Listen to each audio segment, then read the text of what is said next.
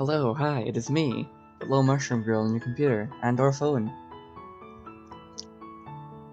I don't feel like I need to tell you what we're doing at this point. It's right there. It's the game with the lesbians and the fox girl. Let's do the thing.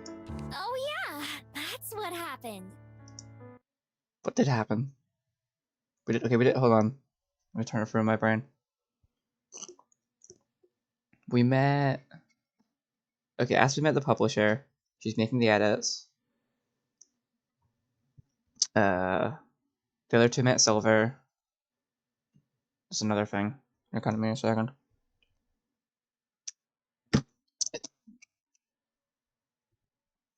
My brain immediately stopped functioning the moment it came to me.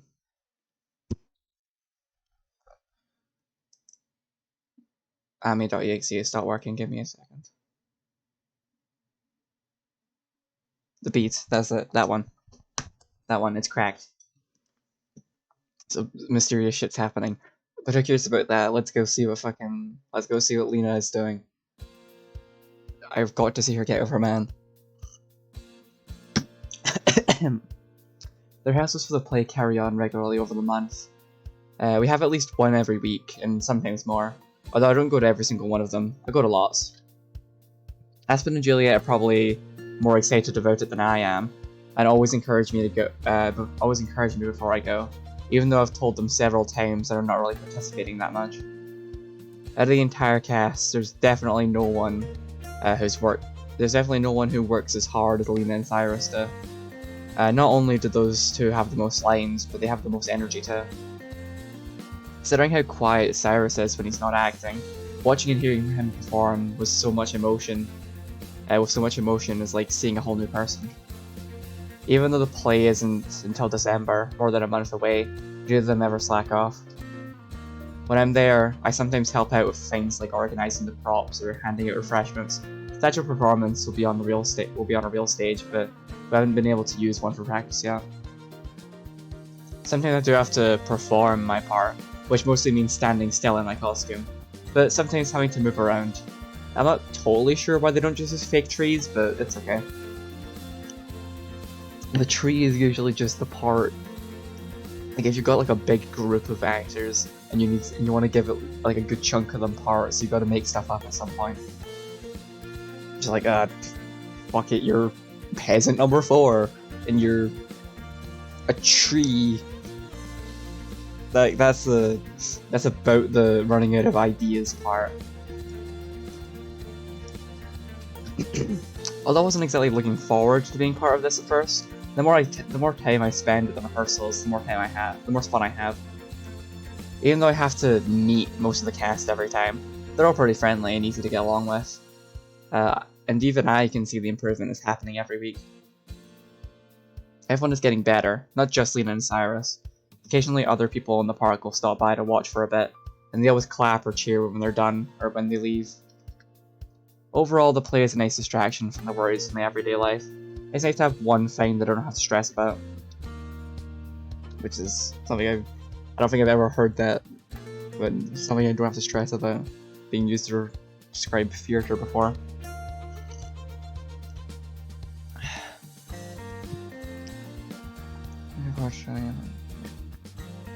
There's still a long way to go, but I know that just means we'll improve even more before the real thing. Surprising even myself, I'm looking forward to showing everyone just how hard we've been working.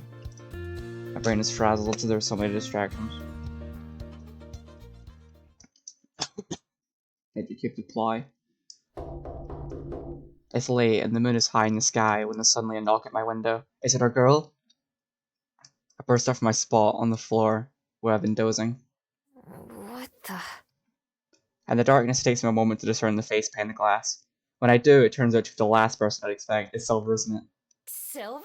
It's our girl, let's go! I pull the window open to where Silver is perched on a branch of a nearby tree. Why not just use the door? Nico's adorable when she gets sassy. Come outside. I would speak with you. Ignoring my question like always, Silver stands up. I catch the corner of a coffee smell before she leaps from the branch, plummeting towards the ground below. Hey! Clutching the windowsill, I jam my head out the window, expecting to see her crumple on the grass. Instead, I'm just in time to watch her nimbly land on her feet and transform before running off into the darkness behind the library. With no time to wait or even think about it, I follow after her. Of course, I take the stairs and go out the front door first. Transform right away and wrap around the building, expecting to have to chase after Silver, even though she came here. Instead, she hasn't gone far at all, just beyond the edge of the yard. She stands in her human form and stares out at the city below us. Many windows are dark, but many are illuminated too. The street lights and lamps stand lit, even with no one to use them. A warm yellow glow pushes away the darkness at the edge of town. Changing forms back as well, I walk over to stand beside her. Without looking at me, Silver extends an arm in front of her, as if reaching for the city. It's her wrist with her bracelet on it, and her bead shines in the dark like another and her bead shines in the dark like another street lamp. Unhooking my necklace, I hold it out alongside hers. The glow of my bead is about as bright as hers. Scoffing, Silver lowers her arm and puts my necklace back, and I lowers her arm and I put my necklace back on. I just stop rushing through reading stuff. I wait for her to start talking, instead of saying anything myself. I find myself doing this a lot with Aspen and Julia as well, although here it's different. Not only was Silver the one to come to me, but anything I say would probably be ignored anyway. Sure enough, it wasn't long before she twirls around to point a finger in my face. Listen up, because I'm only going to tell you this once.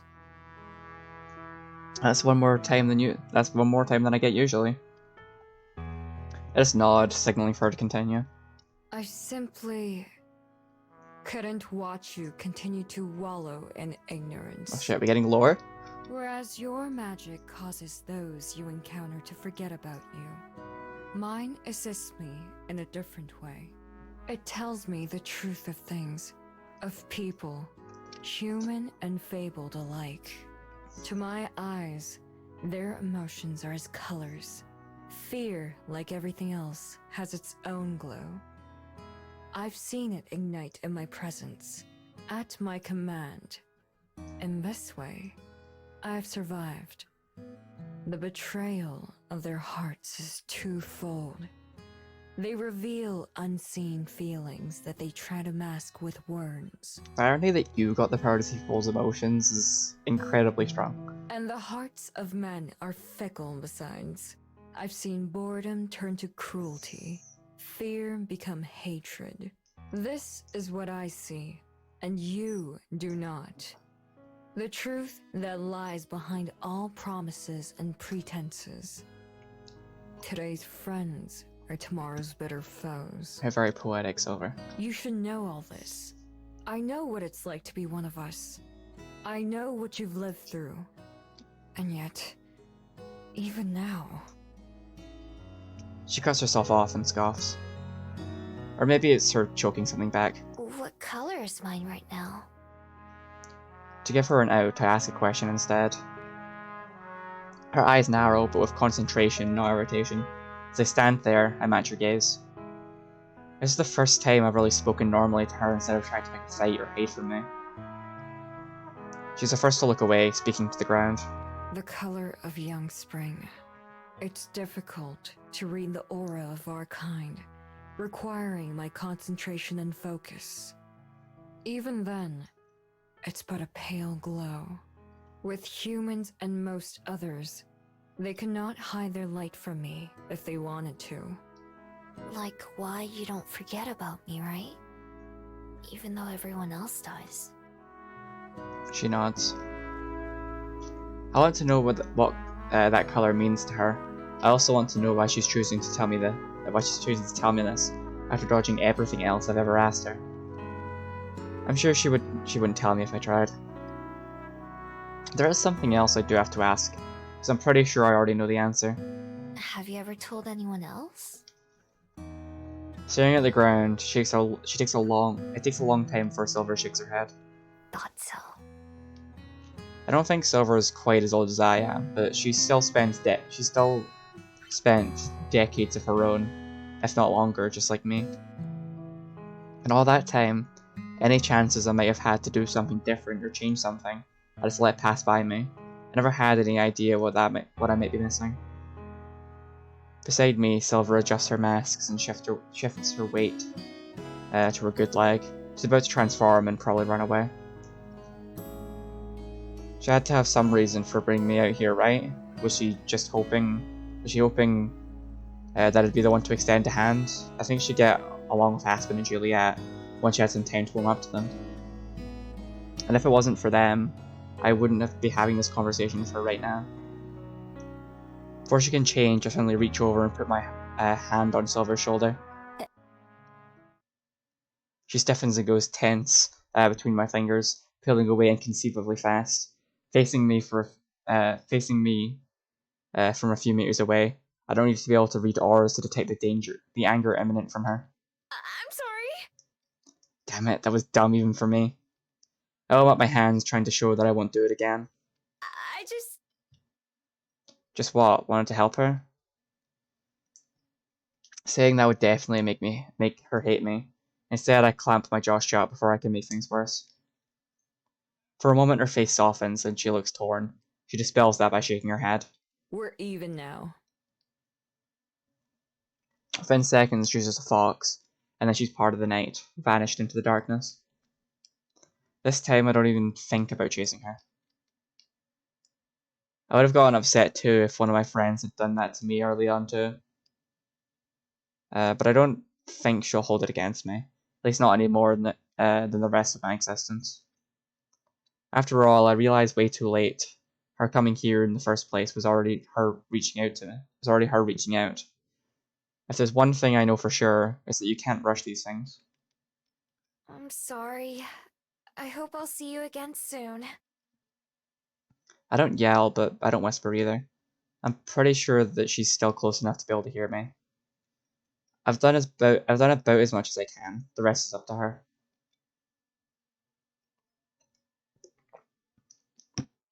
I'm like super invested in Silver's arc now. The first thing to come out of my mouth when I wake up is a sigh. Outside my window lurks a murky grey morning, which feels like an omen. It's chilly and I'm tempted to stay under the warm covers, but I force myself up and to get ready, and then go to breakfast. Juliet and I chit-chat as we wait for Aspen to arrive, but she never does. By the time we finish eating, it's pretty clear that Aspen won't be showing up. She must still be asleep.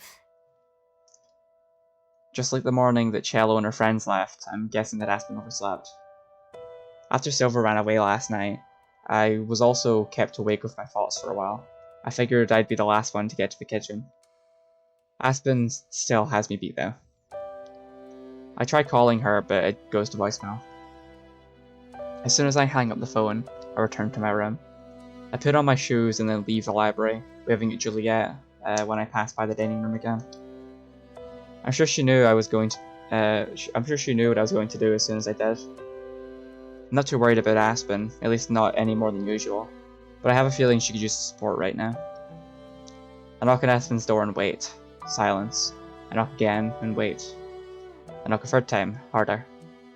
Finally, I hear a sleepy voice from inside. I'm coming. Is not gonna get over her pajamas. She looks adorable.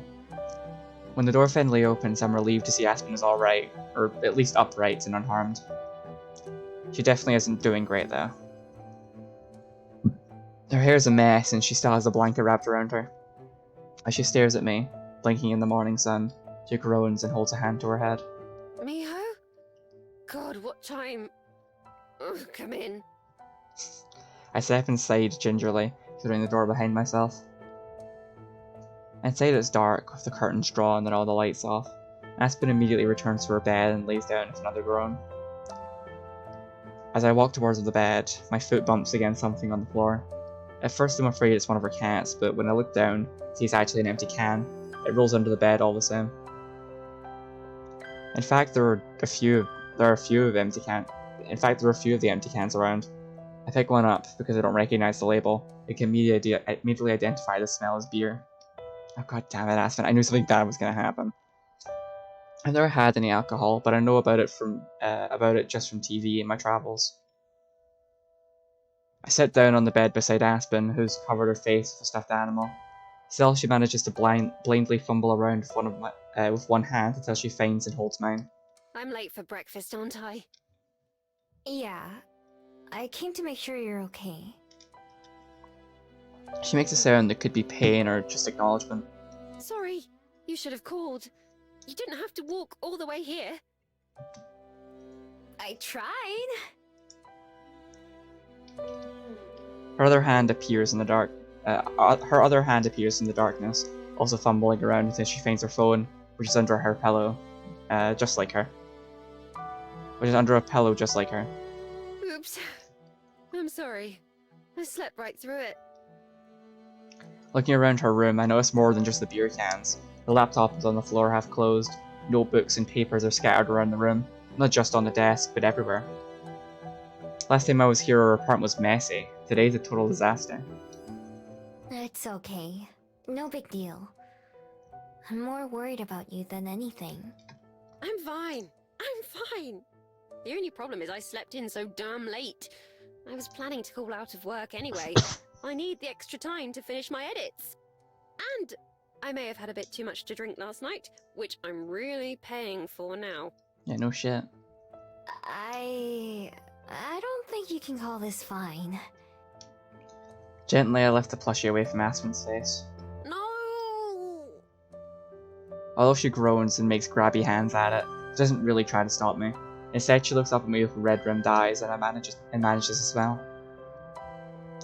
Gesturing for me to come closer, I lean down and Aspen pulls me into a kiss. Her hands linger on my cheek when I sit back up. What if I said I was fine now? I still wouldn't believe you. Hmm. Although she pretends to pout, Aspen doesn't try to deny it again. Since she's not in any shape to sit up, I lie down next to her instead. I can't help but notice the makeup stains on her pillow. This is 2 days in a row now that I've gotten to wake up next to you. More or less. That's something good at least. You missed out on breakfast today, though. I'll take that trade. She closes her eyes, yawning. But that's also 2 days in a row that I've overslept. I'd actually meant to get an early start today and work on my book a bit before going up to the library. You were gonna get up early? When did you go to bed? Aspen and I had already said goodnight to each other before Silver showed up to my window, and that was somewhere around midnight. I don't remember. It's a little fuzzy, you know? I'm in the final stretch, though. I can afford to sacrifice a little sleep. Maybe if it was just sleep. And just a little. What do you mean? What do you mean, what do I mean? Even Juliet can tell how exhausted you are all the time. Even Juliet, hmm? Besides, it's only a couple more days. I have to finish and send it in by the end of Sunday, and then... And then... Then... everything can go back to normal. Like my sleep schedule. Then it'll be out of my hands and someone else's problem. It's gonna be that easy? You'll just never have to think about your book again. Well, no, of course, not like that. I hope not, at least. Unless the changes still aren't what they're looking for. But I don't even want to consider that. Oh God, I do not want to consider that. There'll be more work to do, of course, more writing and more editing. Hopefully not as much editing.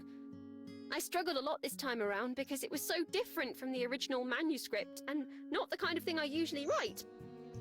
But once I got the hang of it, it started being easier. So I think next time around shouldn't be as difficult because I already know what they're looking for. She has to stop and take a deep breath to continue talking. That's not counting all the other stuff like paperwork and promotion and all that, but I'm getting ahead of myself.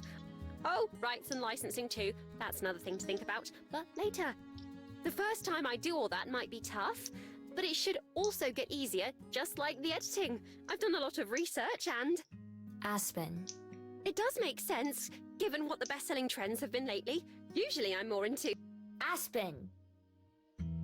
With a tiny hick, she cuts off mid-sentence. Okay, I know that sounds like a lot, but... Aspen, you can't keep doing this to yourself. This is an intervention. I don't like interrupting her, but I know where this is going. At my words, she does stop, and gazes up at the ceiling before speaking in a very small voice. What else can I do, though? I know how hard it is to understand from the outside, but that's what it's like to be an artist. Opportunity rarely knocks twice, as they say. It could be years before I have another chance like this, if ever. Some things are worth persevering through. So what if I have to call out of work a couple times or miss some sleep? That won't matter in the long run. When there's a line of people waiting for a midnight release at the bookstore or posting fan fiction online, someday I'll forget all the bad stuff that happened, or even look back and laugh. Someday it'll be worth it. Someday? She nods. But who cares about someday when you're miserable now, love? Oh, opinions. It feels strange to call her that, but also right. Just like when she said it to me, and it seems like it works. I hear her breath catch in her throat, and even as she turns to face me again, I can see the glimmer of tears in her eyes. More than ever, I wish that I knew what to say, that I could help her. If Juliet was here, I'm sure she'd have some great advice to offer. It's hard for me to understand what it is she's going through. On the other hand, it's really easy to see how it's affecting her. I know, I'm the last person who should tell someone how to spend their time. But it can't be worth feeling like this all the time, just so maybe someday it'll be better, right? Even if I don't know anything about writing or books or any of that, all of those next steps you talked about sound just as bad. You used to be so excited about your book, but now it just makes you sad all the time. If it would really get better after this weekend, that'd be one thing, but it wouldn't, would it? Aspen slowly shakes her head, tears silently rolling down her face onto her pillow and hair. I scoot closer so that our foreheads are touching. Even then, I can barely hear her as she whispers. I know that you're right and it won't get easier, but I'm right too. All those things I said about maybe not getting another chance, or about how it's never easy for anyone, they're true as well. I wish it wasn't. I wish this wasn't my only choice because it's not even mine anymore. It's not my story or characters, it's something else. And I don't know what else to do. Baby. If my original story was any good, it wouldn't have been rejected so many times, or needed so many changes.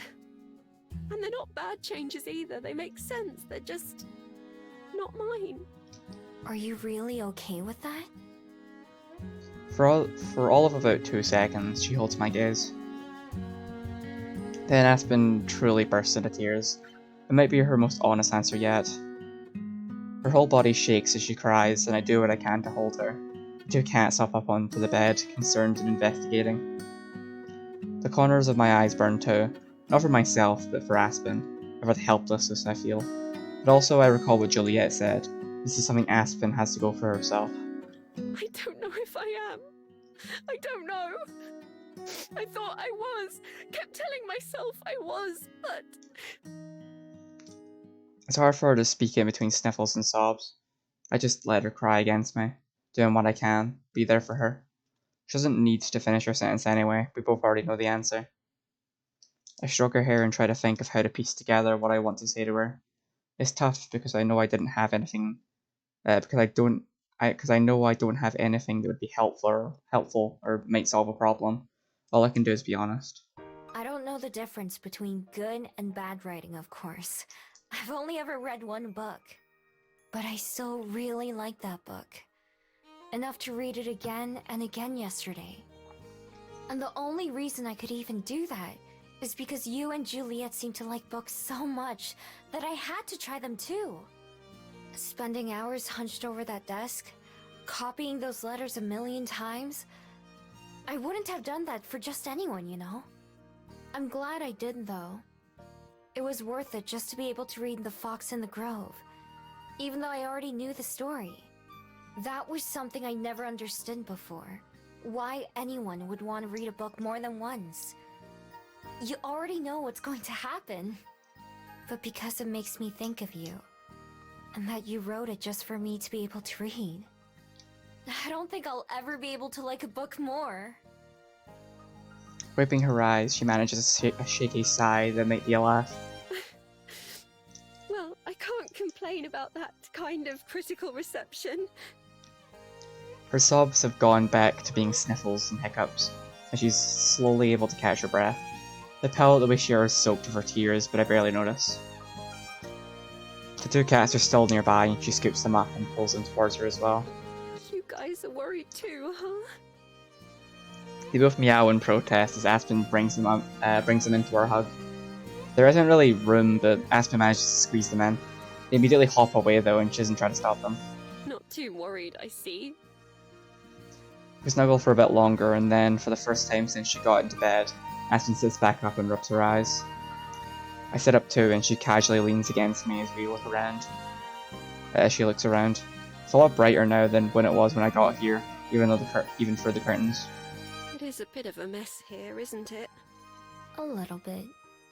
Yeah.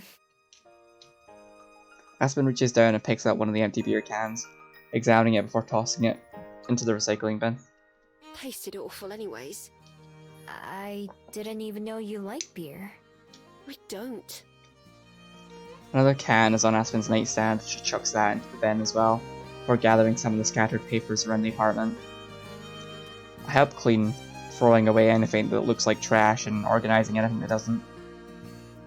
Aspen takes care of all that, placing her laptop on her desk and tidying some of the clutter. Finally, she opens the curtains and we sit back down. I wait for her to say something, since there still hasn't been any resolution. I don't have to wait very long. I'm going to send an email to Avery and tell them I've changed my mind. And then I'm not interested in making the changes they wanted. Oh shit. Wait, you've already decided that? I'm happy to hear her decision, but I wasn't expecting it to come this fast. I have to give them an answer soon, one way or another. To be honest, I was already thinking about it, and have been for days. In my heart, I think it's what I've wanted to say this whole time. But I kept telling myself that I should just try a little harder and power through. I could probably do that if I put my mind to it. But there was something you said earlier. And as soon as you said it, I knew you were right, because it was something I was trying not to admit to myself.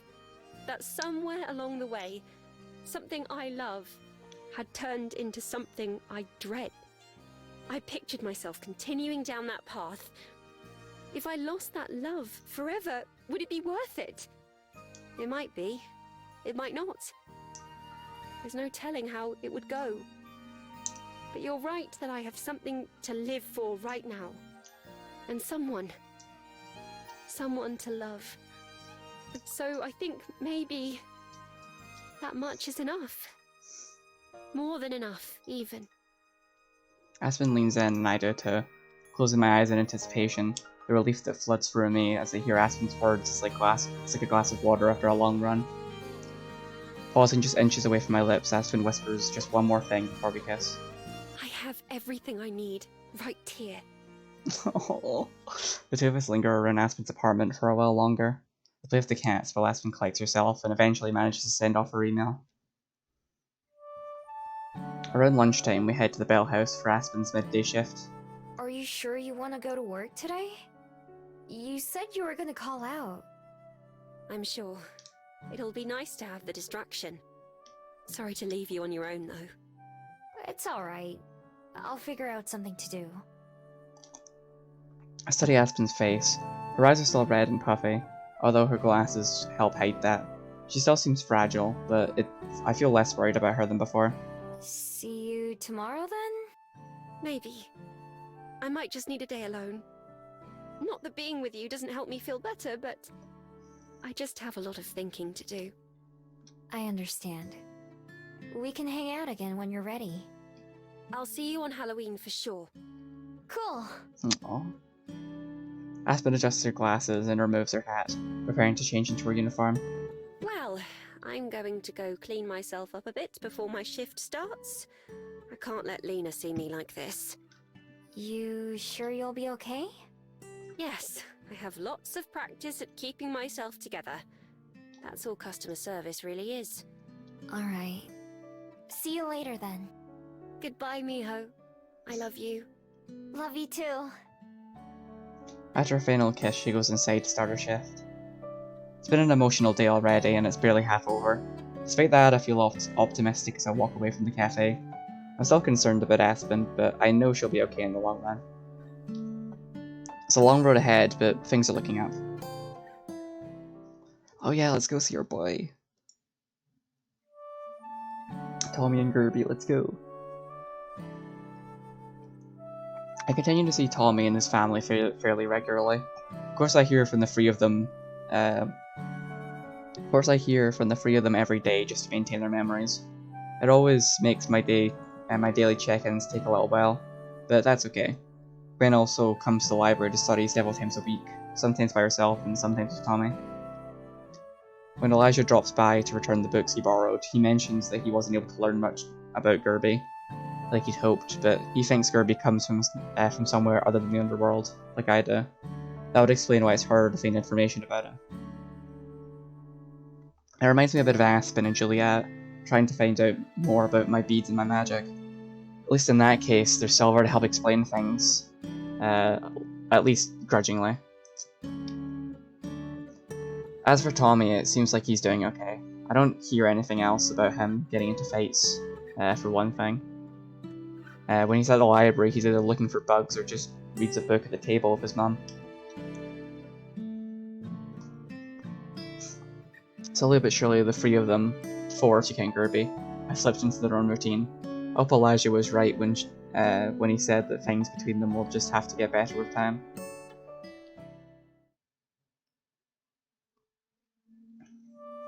After eating breakfast with Juliet, I had to figure out how to spend a day without Aspen.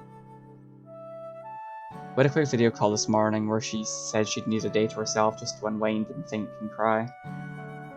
I wish I could be there to comfort her, but I'm also understanding why she needs to be alone for a while. She's learned those hard lessons for herself, like she's learning those hard lessons for herself, like Juliet said. I see her tomorrow, but I can't let today go to waste.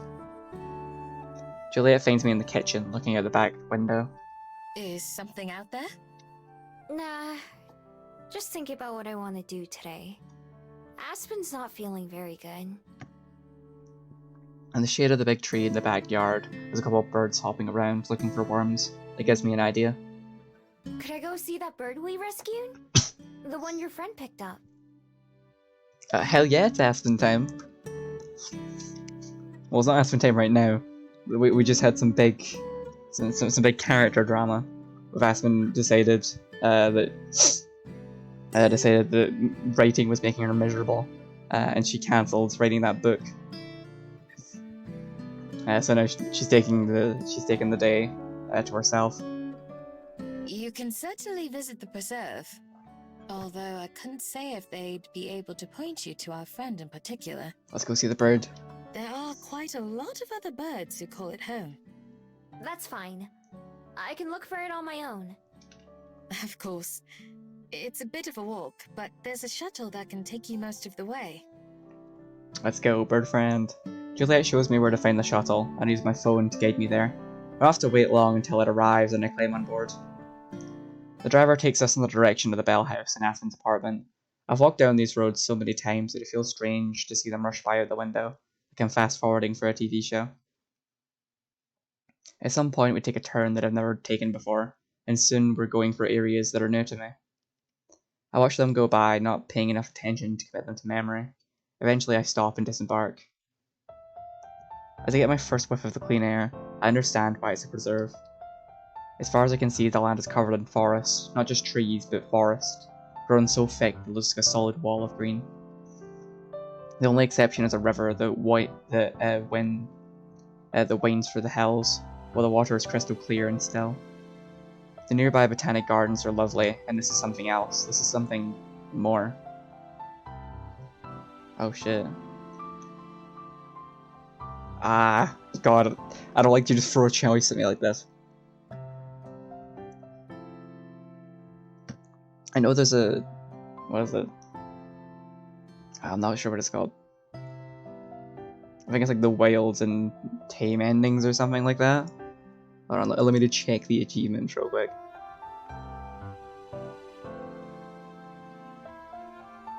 Comfy and wild endings. I'm pretty sure this will decide which one. Fuck. Do I have a choice? I know! Oh, I hate it. Hold on, I'll save here. Because okay, I feel...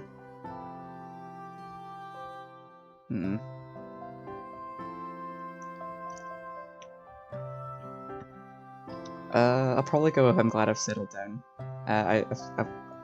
I'm glad to have settled down now. But I do want to visit the other ending at some point. I don't know if I'll do it on stream or not. But here we go. It reminds me of my days in the wild, running free. Although those were good times, for the simplicity and security of my daily life that I've established. I quietly pay for my ticket and then hurry out as fast as I can. I see why Juliet said they wouldn't be able to help me find my bird. There are tons of places it could be, but that doesn't mean I can't try. Maybe if I found the person who took the bird in, they'd know what happened to it. I may have better luck just looking for it myself though. It's a big place, I decide. Too big for me to try to explore on my own. I should look for Juliet's friend... Amia? Amia. I should have asked Juliet how to contact her before I left. I'm sure Juliet's asleep by now and I don't want to disturb her. Besides, it's not like I'm in a hurry. Taking my time, I'll try to see as much as I can. It's not crowded, but the preserve is far from empty too. There are just as many fables as there are humans. Some I recognize, like a fawn and a dryad. I wonder if the trees spaghetti them feel like I do. If any of them have a story like I do. Come from some place far away like I do. And they're kids too, human kids with their teachers. Being led around by tour guides. Lots of them look excited to be there. I hope maybe they can learn to love it as well.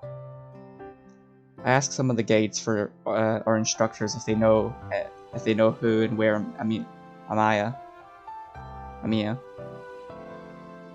God, every time I find a new word, my brain immediately short circuits. I don't know who and where Amia is. Some of them have no idea what I'm talking about. Some know her, but not her location. Finally, I find someone who's able to point me in the right direction. I end up near where I started, near the edge of the river. Sure enough, the lady from before is there, talking with another guest. I wait until they're finished their conversation before I approach. Excuse me. Hi, how can I help you? A few weeks ago, you picked up a hurt bird from my friend Juliet. I was wondering if you could tell me where it is now.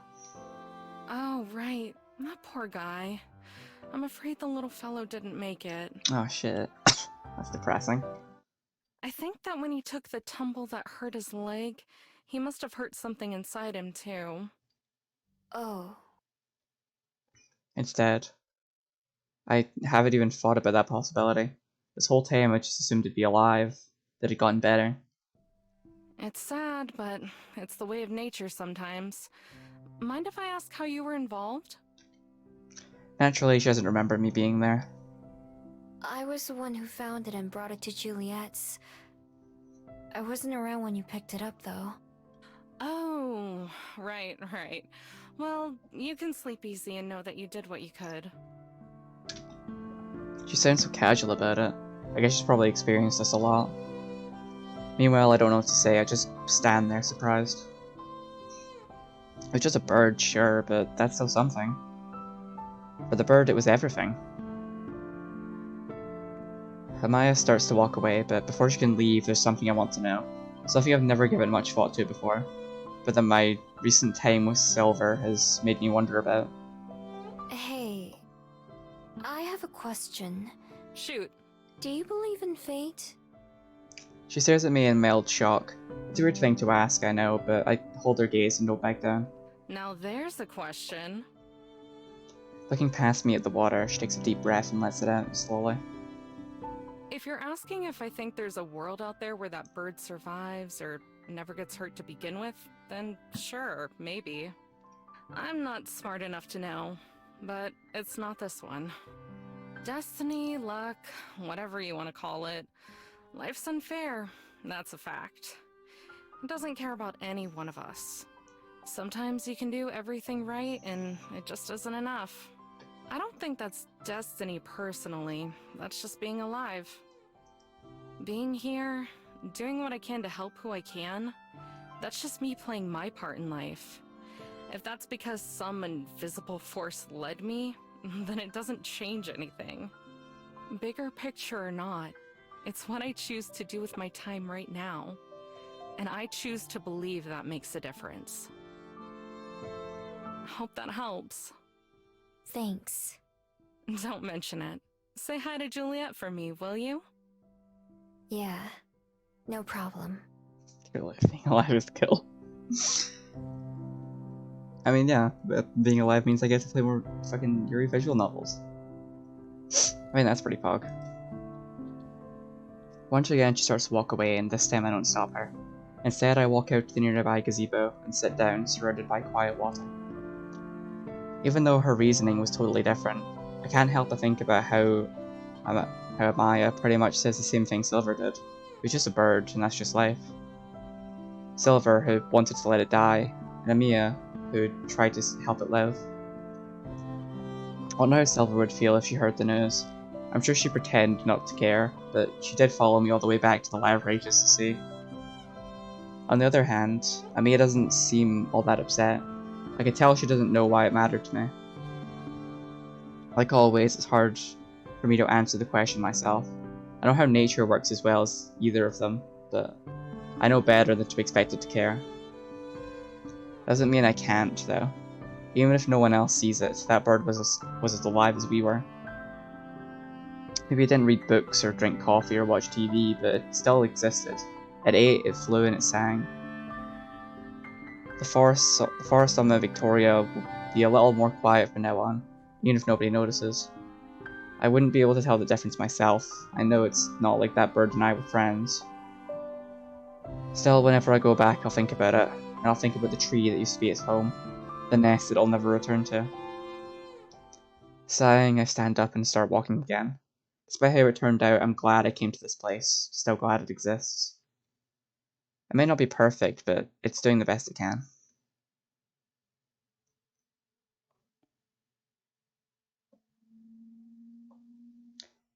The end of October arrives with a brisk morning chill.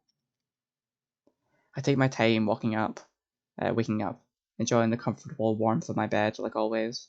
Outside my window, the leaves and branches shake with the breeze, but they can't reach me in here. From downstairs, the warm smell of coffee wafts up, promising me refreshment and energy. Something else drifts up too, something even better. The comfortable sound of Aspen and Juliet chatting in the dining room. How long has it been? Weeks at least? The past few times that Aspen's been here for breakfast, she's been too preoccupied to really have a good time, but even from up here I can tell the sound of her laughter like a bell. Smiling, I get myself up and ready for the day. I hope October will take her worries with it as well. Let's go, Halloween time.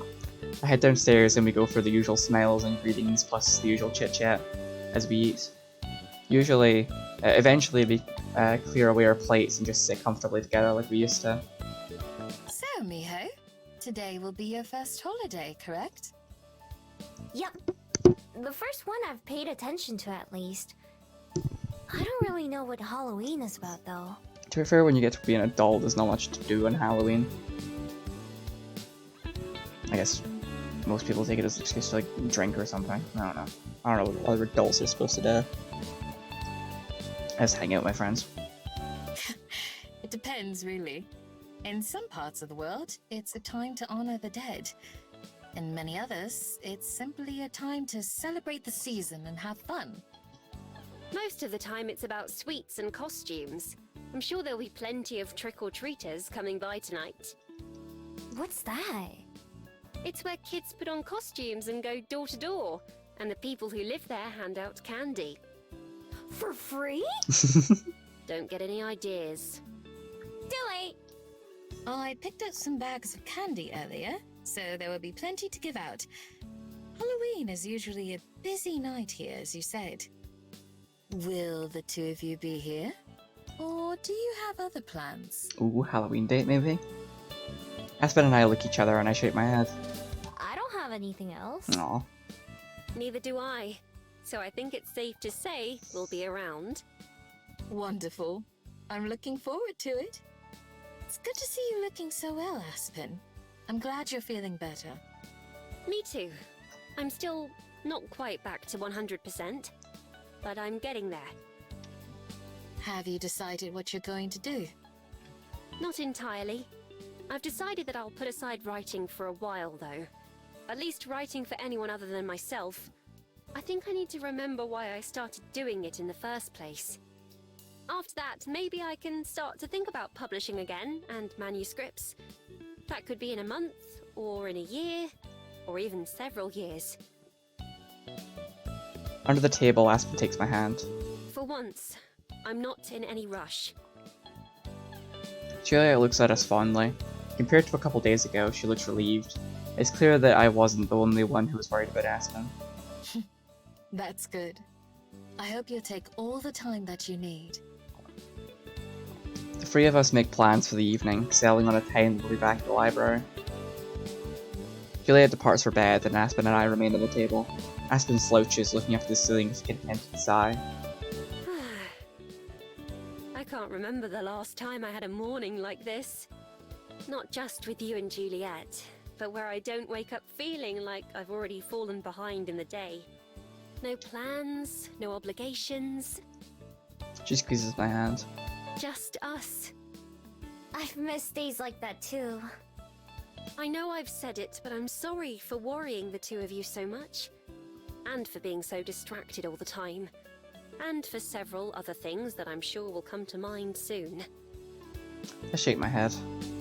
Don't be sorry. I know you were trying really hard because of how important writing is to you. Yes, well, there are other things that are important too.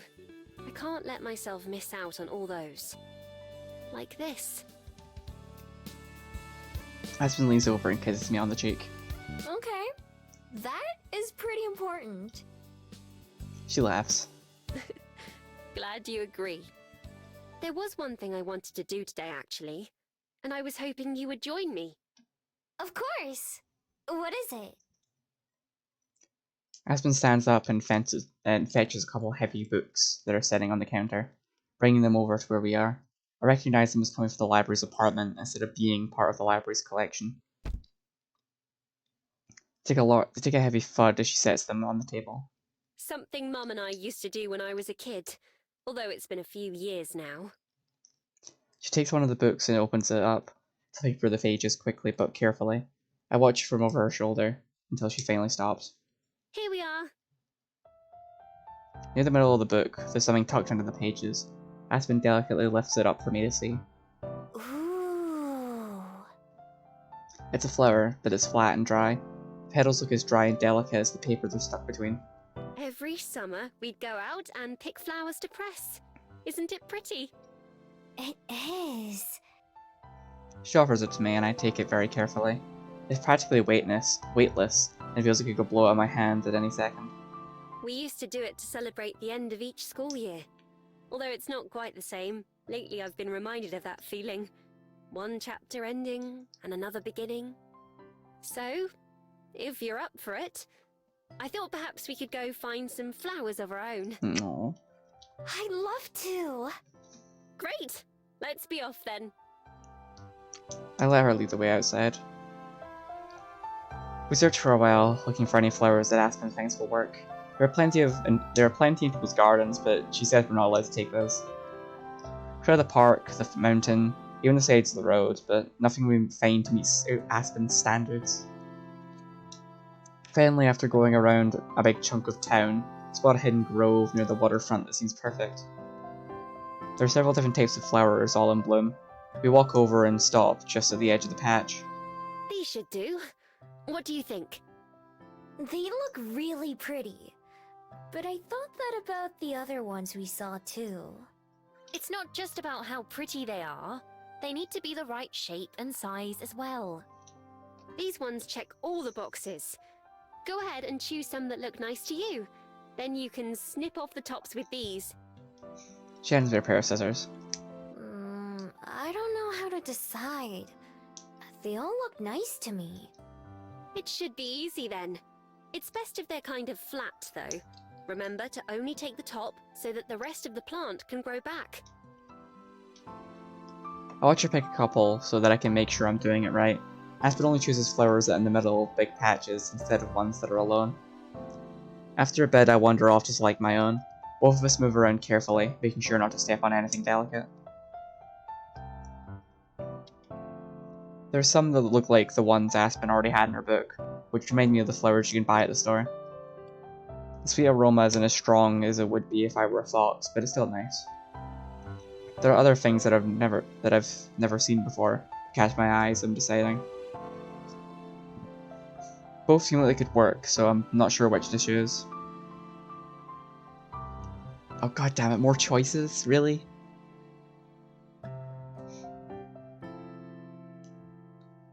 Ah.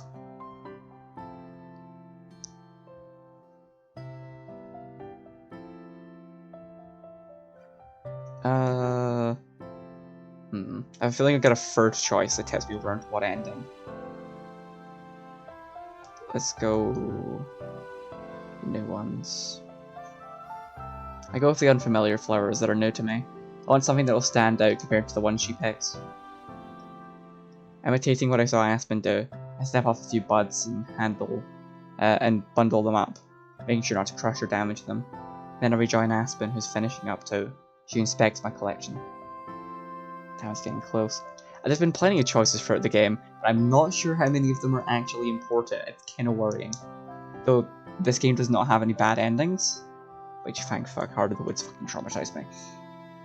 This game's way more wholesome. It has 4 endings and all of them are good. Or, at least that's what they claim. Oh, those are beautiful. Good choice. Are you all set? Yeah. Ready if you are. 2 of us return to the library, and the book's waiting for us there. So, how do we do this? It's quite simple, really. There are lots of ways to press flowers, but this method is the easiest. All you have to do is take your book. Aspen grabs one of the heavy books she brought and opens it to somewhere in the middle. Put a piece of paper in here like this for the moisture. She folds a plain sheet of paper in half and then slides it to where the pages meet. Then you place your flowers on top and close the book. And that's it. Easy, right? To demonstrate, she arranges a few of the buds she selected, baking them out like cookies on a sheet. Once she's satisfied, she shuts the book. Oh, I can do that. I take one of the others and repeat the process. When I close the front cover, the pages smush down the colourful flower. Aspen puts both books side by side on the counter. How long does it take? Should we come back later? Longer than that. A few days, if not weeks. We want to get all the water squeezed out. That long? I'm afraid so. Mum always said the waiting was half the fun, because it gave you something to look forward to. I'm not sure about that. I tend to agree. There is a certain charm to it, though. I first learned about pressing flowers when I bought a book from a second-hand store that had a few left behind by a previous owner. They must have forgotten all about the flowers. They were bone dry, even more than the ones I showed you, and they'd stained the pages. They were still beautiful, though, and made my copy unique. I left them in there to this day on my shelf. It seemed wrong to remove them after so long. What do you do with the ones you make? Decorate, mostly. They make for nice accessories, or bookmarks, or even look nice on their own. I can't wait to see. Me either. Here, there are still a few left. Aspen and I have a couple of flowers remaining, so she grabs another book and opens it up. She flips through the pages, getting closer to the middle, and then suddenly stops. Nestled alongside a few flowers is a folded up piece of paper with Aspen's name on it. What's that? She stares silently for a long time, then gently removes everything. The flowers are almost entirely brown and fragile, except for a few splotches of white on the petals. Aspen sets them aside. It looks like I did some forgetting too. I must have put these here years ago. What about the paper? There's another sheet in there that everything sat on top of. So the one of her name must not be the one stuck up the water. She gently removes the page in question. It stains brown like the flowers and sticks as she tries to take it out, but eventually it gives way. It crackles in her hands as she turns it over a few times. Carefully unfolding it, Aspen holds the paper where she can read it. It was a letter to my future self. I used to write them occasionally. Most got lost or thrown out ages ago, but it figures that I'd find one here and now. What's it say? I'm a little afraid to find out. Shit. She clears her throat. Dear Miss Benoit, She gives me a sidelong glance. I wish I'd just used my first name. I can't tell you how tired I am of reading letters that start like that. And I am writing this on the evening of my 13th birthday. In case you have forgotten, today I began writing my first novel. By the time that you read this, I expect that you have half a dozen or more complete aside from this one. Again, Aspen looks at me. As you can see, I used to be even more obnoxious when it came to writing. Mother suggested that I compose this letter in order to look back and reflect on how far I have come. I'm keeping my goals modest so that I might surprise myself in the future. Right now, there are many questions that I have. What was university like? Have you gotten married yet? How many other famous authors have you met? Have you made more friends? I hope that you have moved to a bigger city. Mother says someday I will appreciate our town more, but I don't believe her. There is not a single thing that I will miss from here after I've left, other than my parents, of course. I have been looking at possibilities for studying abroad when I am older, and am focusing on my academics to help facilitate that. When you read this, I wonder if you will remember writing it. I hope that you are laughing about how much better your life is than I am imagining now. Yours truly, Aspen Benoit. After she finishes reading the letter aloud, Aspen silently rereads it a few more times, then she places it back where it came from, alongside the dried flowers and the rest to be picked up. Then she closes the book. Young Aspen got a few things right and a few things wrong, it seems. I'm over half a dozen books late, apparently. Modest goals, indeed. I don't really remember writing that particular letter. At least not too clearly. But for all the wishes that didn't come true, and all the things that I'm sure past me would be disappointed in current me for, it does make me smile to read it again. I think that's the most important part. I quite agree. It might not be the future I was imagining, but still, I wouldn't trade the present I have for anything. Aspen and I clean up the leaves and trimmed stems, sweeping them into the garbage, and then we stack the books and put them up on a high shelf, where they'll be safe and out of the way. We both stare up at them, full of memories, new and old. That's enough of the past for now. Come on, we have a whole day to enjoy. Aspen places a hand on my shoulder and kisses my cheek, and then leads me out of the kitchen. I follow her into the bright sunlight. Right behind you.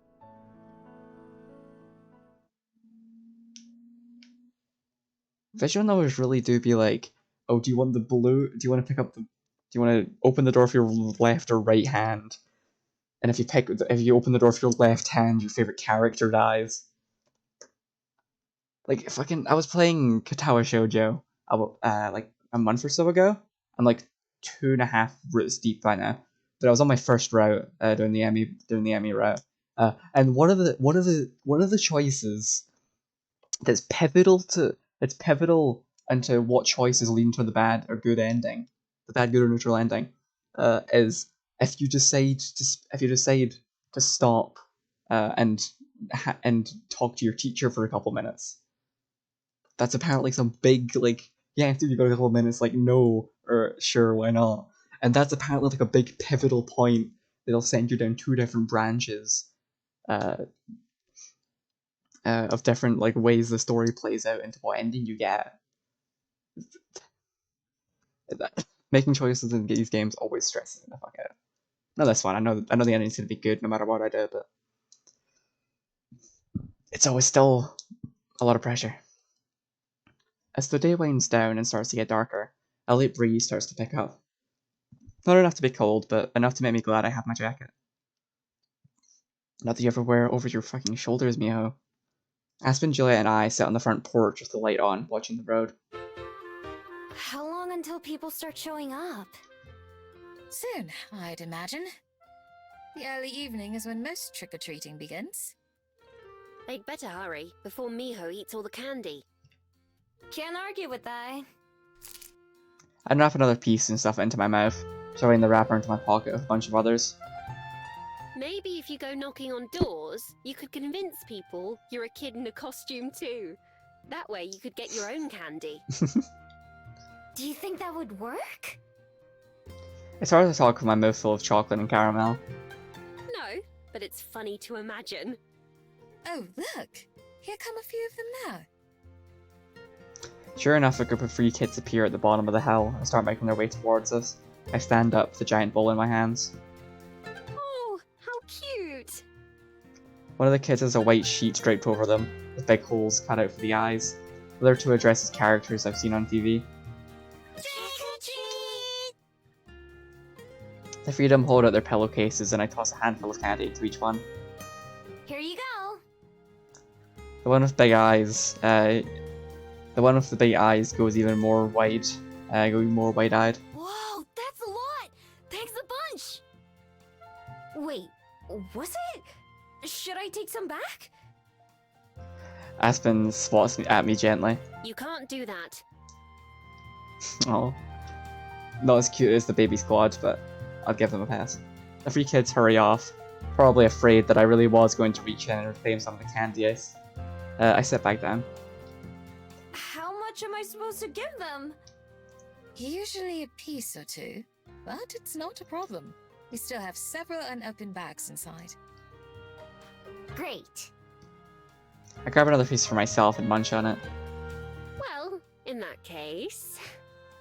Aspen reaches over and picks out a couple candies for herself though. It isn't long before the next batch of kids show up with another close behind them. The second group even has some parents accompanying them. I get later and later, but more kids start arriving, rather than less. I hand out candy until my arms get tired and Aspen takes over. More than once, Juliet has to go inside to get more bags of candy to refill the bowl. This is more work than the library on a busy day. Even my first day of work, when Aspen helped me run the desk, felt less busy than this evening does. But also, it's a lot of fun. More of the kids have creative costumes, and I even recognize some of the characters they're dressed as. The less creative costumes are still cute though, and it's nice seeing many happy smiles as they walk away. It's not until the moon is high in the sky that the trick-or-treaters stop showing up. They can still hear the occasional whoop and shout from the street nearby, but no one else comes to the path. The big bowl of candy is nearly empty, with less than a full layer left behind. A bunch of empty bags fill one of the recycling bins in the end. In the end, we managed to get through all the candy Juliet bought. After about 10 minutes without any more kids, we finally get up from the porch. I believe we can call it a night. That was certainly the busiest Halloween I've ever been a part of. Really? I didn't know if that was normal or not. For Welly, maybe. But I don't get many trick-or-treaters at my apartment. And back home, there are like maybe 5 kids in town at any given time. More candy for you. Speaking of which, I hope I can count on the 2 of you to finish off the leftovers we have here. You don't even have to ask. I'd better take what I can before Miho claims it all for herself, shouldn't I? Not if I beat you to it anyway. Laughing, the 3 of us clean up everything. Laughing, the 3 of us clean everything up and then headed back inside the library. Now that I mention it, I'm not sure what Juliet eats. I don't think she's ever described as eating any of the breakfast. I think. I'm not sure what this woman eats. That was quite fun, but I do think I'm ready for bed. Is something wrong? Is Silver here? Barely register her words. Something is wrong, but I don't know what. As soon as I walk through the front door, I can tell, but I can't place what it is. Miho? Both of them stop, watching me with concern. Faintly hits me. It's cold. It's cold. Oh shit. It doesn't take long to spot the source. One of the windows near the shelves. Not far from Juliet's usual table is wide open. The curtains flutter with the breeze. Two of them follow my line of sight. Oh, did we forget to close this? Okay, I think Silver's just here. But then, that doesn't make sense, does it? Why would we have just opened one of the windows? We wouldn't. That window was definitely shut earlier. It's Halloween. Maybe some kids snuck in here as a prank. Is anything missing? The three of us look around, inspecting the shelves, front desk, and everything in between. If something's gone, it's not immediately visible. I can't see anything out of the ordinary. Me either. Yeah. Something still doesn't sit right with me. I'm gonna go look upstairs. The other two follow behind me. Juliet goes to check her desk, but it appears untouched. Aspen waits at the top of the stairs, watching. Meanwhile, I go to my room.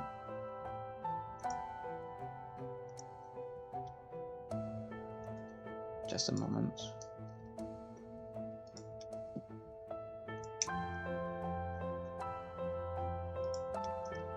Okay. Grabbing the handle, I push the door open and turn on the lights. I can hardly believe what I see. My window's open too. My bedsheets and pillow are strewn across the floor like someone climbed across the bed. What few other possessions I have are also scattered around the room, as if a tornado had blown through. Miho? Is something amiss? I can hear them both hurry my way as I remain frozen in the doorway. Behind me, Aspen grasps at what she gets a glimpse of, gasps as she gets a glimpse of my room. Who? Why? I have a feeling I already know the answer to one of those questions, but not the other. Stepping inside, I mechanically walk up, pick up my things, and put them back where they belong. Everything's here except for... My scroll! Oh, that bitch, she didn't. That little piece of paper, the only belonging that I really care about, is nowhere to be seen.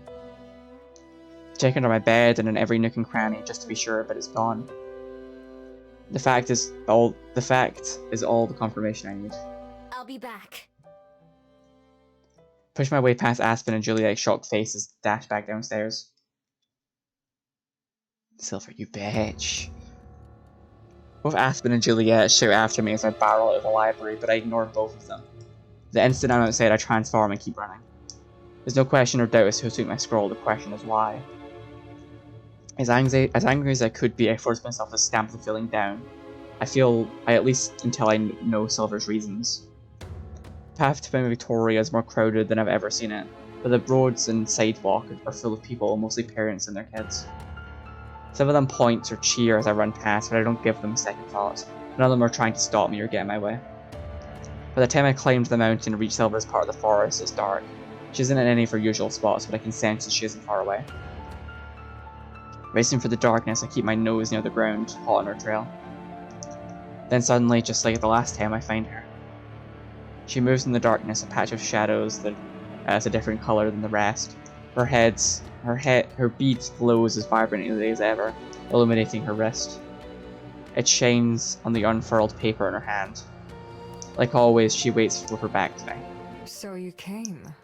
Of course I did. Give me back my scroll. I keep my distance, brooch at my hand. She's just a few steps away. Tilting her head back up to the sky, up to the starry sky. No, not the sky, the trees. I follow her gaze upwards and realize something. I've been here before.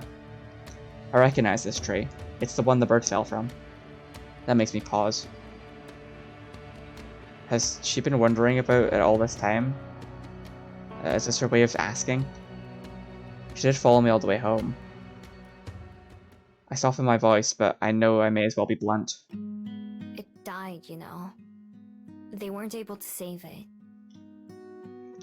Her posture doesn't change, but by the subtle light of her bracelet, I can tell. I can see her fingers clench the edge of my scroll more tightly. I met the woman who rescued it. She said the same thing that you did. That's just how nature is. Silence. Gritting my teeth, I try to contain my growing frustration. Normally I can tolerate her silence, but tonight, instead of just coming to talk like she knows I would, she steals my most beloved possession and makes me chase her out here.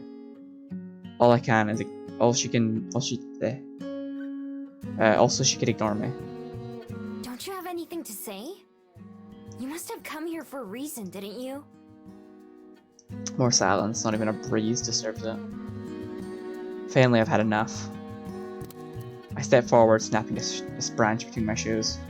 Hey! Answer me, damn it! Stop acting like you don't care about anything! That gets her attention. She looks at me over her shoulder, face hidden except for her eyes, and then faces me. Were you to happen upon another burn, more broken than the first, would you still try to save it? Of course. Even knowing that your effort is likely to be futile? Yeah, even then. At least there's a chance it would work out. You speak like a human, fighting against the inevitability of death. While we could watch the river of life from its shores, you choose to struggle upstream. Why? Why? Because otherwise it all just passes by. I did what you said and watched from the shores for so long because I didn't even think about joining it. But once I did, once I let someone pull me in, I realized I like it more this way. It's hard sometimes.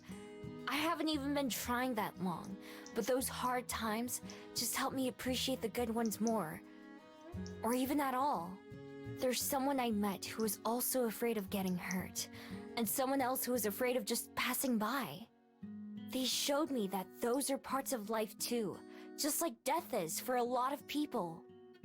Who cares about living forever if you don't care about being alive? Immortal or not, it's all we have.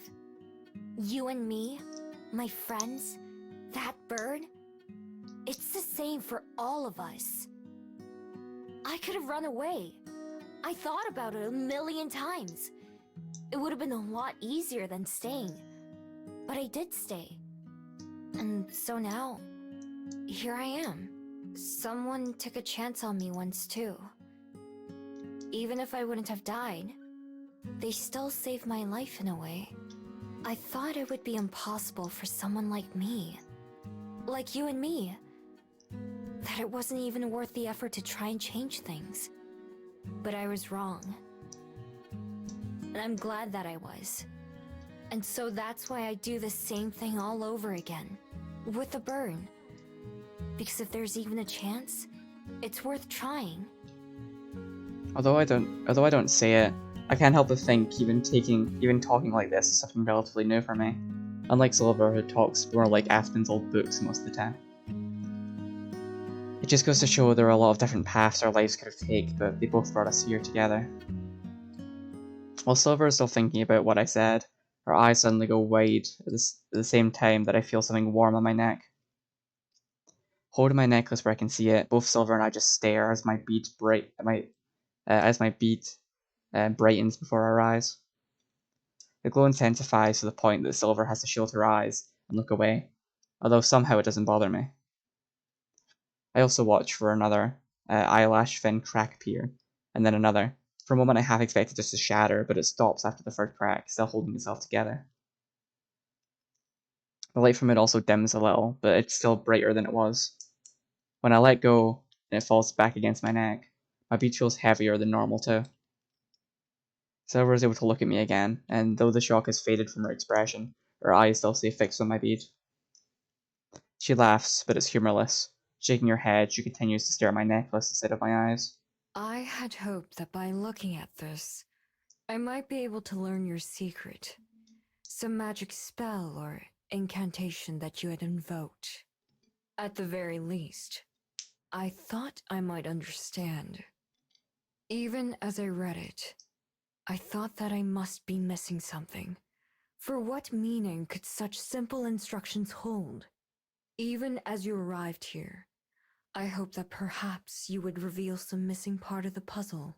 So golden was your light as I approached your library that I thought it must be someone else. So bright that I could see it clearly. The same color as the person close to you. Now, I don't know if I should be disappointed or not to find there is no secret to these words. Is there? Holding my scroll in front of her face the same way I held my necklace, her eyes glared across the characters.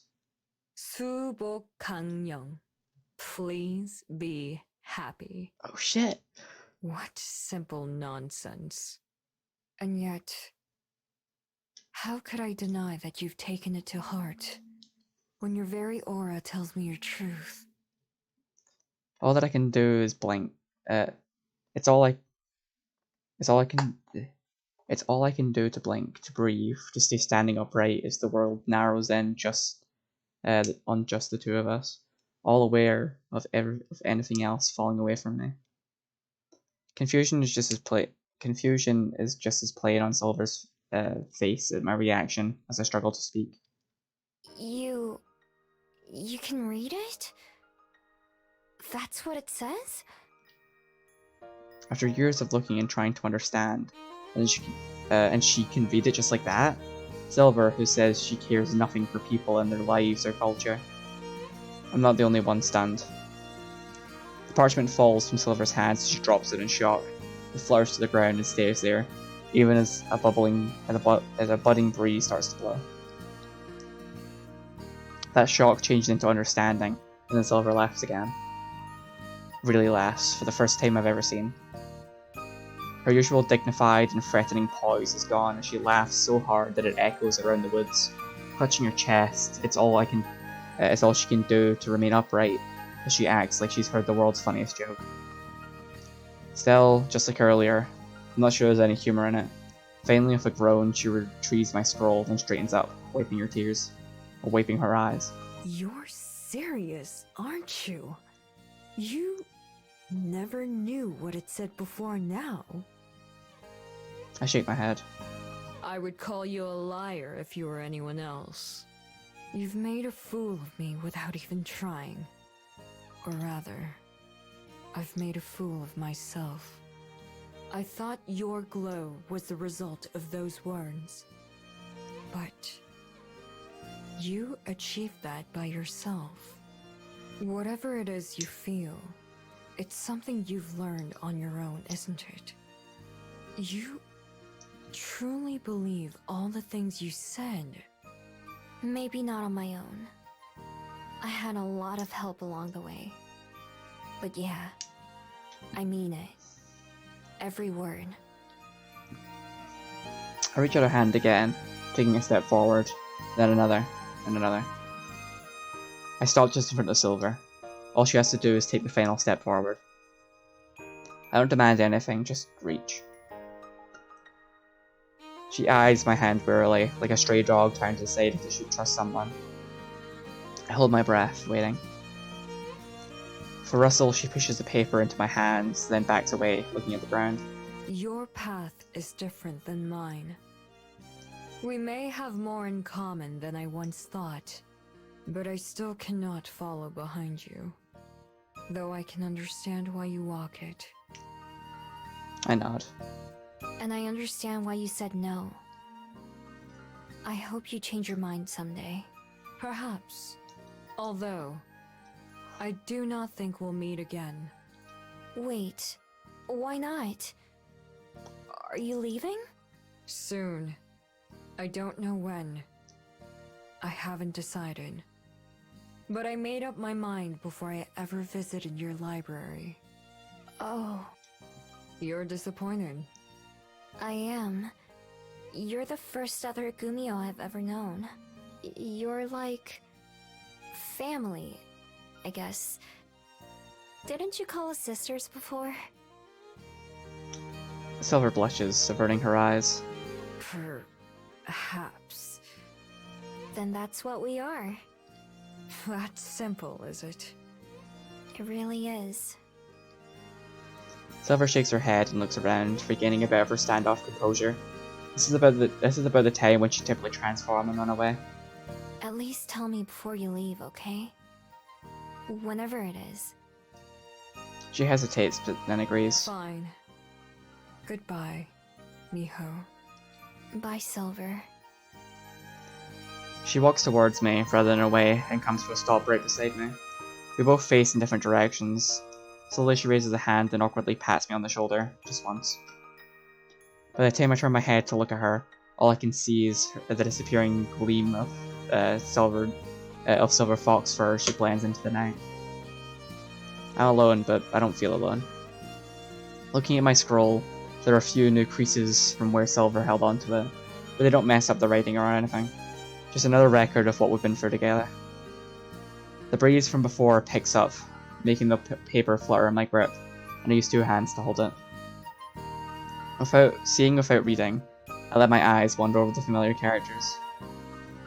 It's funny, all this time spent not knowing what they said, just to find I've lived them all along, or at least I've started to. Happiness. That's a new one for me too. I think another abstract concept doesn't seem meant to be... I think... that's a new one for me too, I think. Another abstract concept that didn't seem meant for me, but like anything else, like everything else, it got easier along the way. I roll my scroll back up and store it safely in my pocket. The woods are dark as I walk through them, but I'm not afraid. The shining light of my bead brightens the path, leading my way back home. I think we've locked in the comfort ending.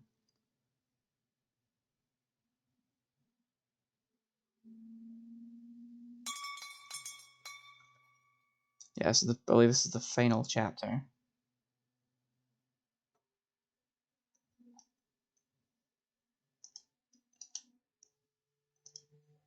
Just a second. Yeah, begin chapter 5 of Aspen's Route. And we've been locked into, I believe, the comfort ending.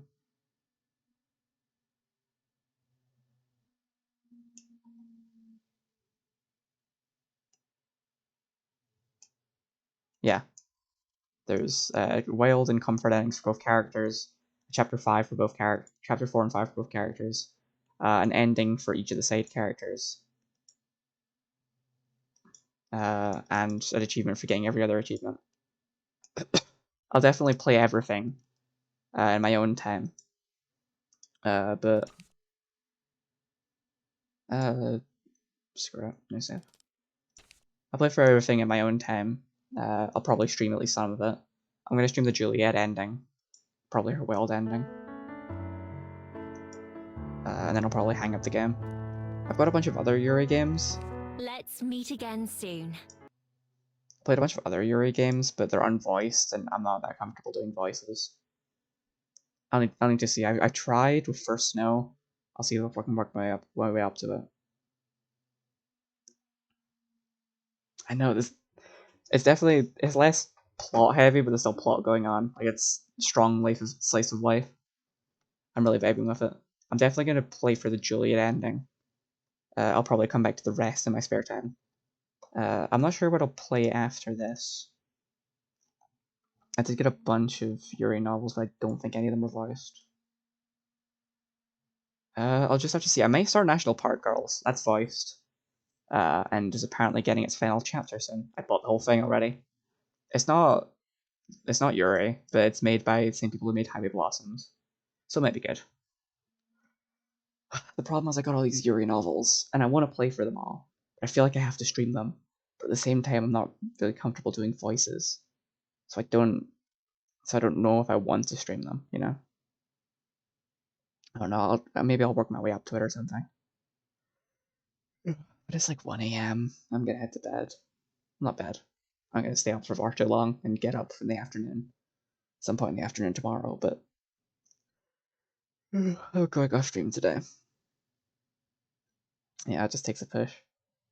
Honestly, I didn't really like having to do voices for First Snow, and I'm probably gonna go back to it. It's close enough to good night. I'll be streaming tomorrow my usual time. I might blaze through chapter 5 if I get the inclination. We'll see. Good night.